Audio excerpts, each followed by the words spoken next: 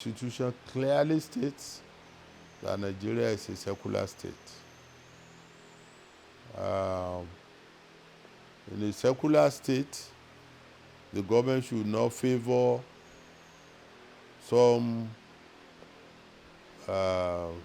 practitioners of some religions against and discriminate against others. We have been very badly discriminated against, and I hope the government of President Jonathan, who happens to be an intellectual in his own right, who should know much better,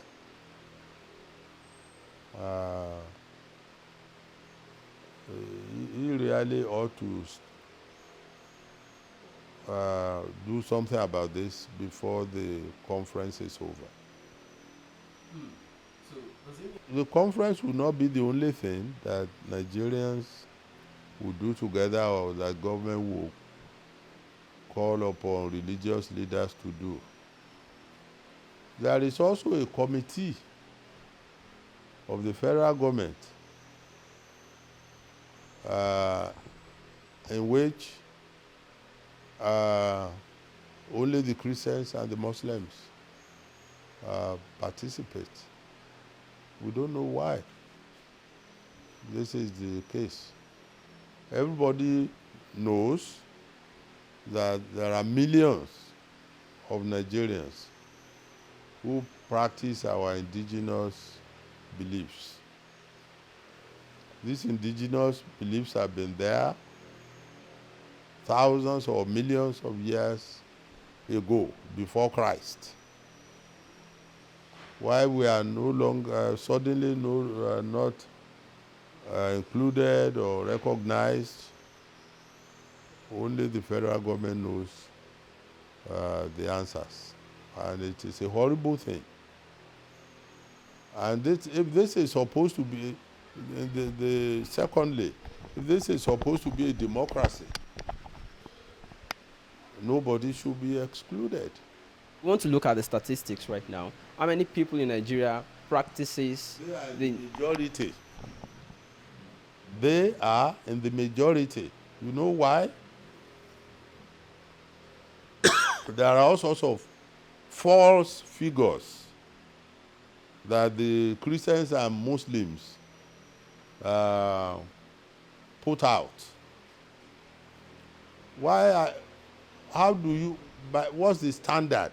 How do you count the Christians in this country, for example? Do you count them by the number of people who go to church? Or if you go to each church and you ask each church to send you the number of people who worship there? That will be false, because the same people come to me. Today, Saturday, tomorrow, when they go to church, many of them, before even they go to church, they are here. And when they come back, they are here. Our Egungun festival will soon begin. Hundreds of people will follow an Egungun. Half of them are Christians and Muslims.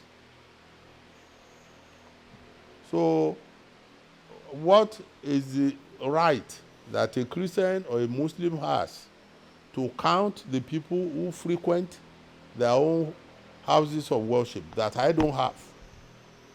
To count those same people as members of my own, yes. It's more than the Confab. There has always been, since colonial times, an abiding kind of discrimination against indigenous worshippers in this country. We can multiply examples of where that kind of discrimination can be found. They may think it will be a threat, but it is not a threat, because we don't depend on government. We don't take grants from them. We don't need anything from them to continue to practice the faith of our ancestors. There's nothing, they cannot pass a law in parliament to say that we should not do our, whatever we are doing in our various houses of worship anymore. But the problem is that what is the validity of that kind of confab in which a big chunk of the Nigerian populace is excluded? We were here before Islam came into this country, and we are here before Christianity, which even came less than 200 years ago. We've been here, for a very long time, since the foundation of the different cultures of Nigeria. One thing that you may not know is that in the northwest and northeast of Nigeria, where Islam is very strong, there are millions of people who practice indigenous religion. So I wonder why the government is not aware of this and why they think they can just exclude any part of the Nigerian population from such a very important conference. You can almost say that such a conference is null and void from the beginning.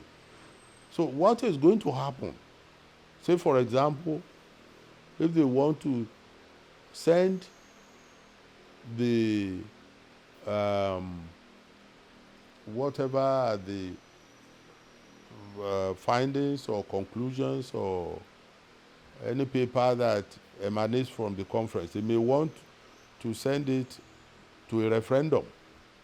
So are we, the indigenous people, not supposed to vote? Well, pastors or malams, they come here and they visit some of my friends in this town, in Ibadan, elsewhere. But they're our own children, and we don't see anything wrong in that. If they have a problem and they want us to solve the problem for them, why not? Do you mean it is possible to combine Bible and Ifa to solve a problem? That's not my own problem. I don't do like that. But if anybody comes to me, say for example,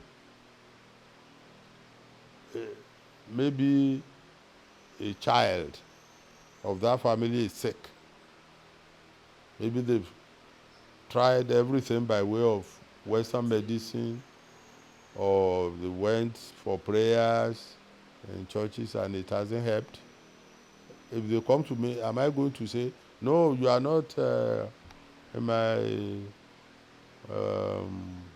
you don't practice my religion, I don't want you here? How can I say that? If there's something I know I can do, I will. And you have been solving problems for them? Oh, like that, since a very long time. Everybody knows that.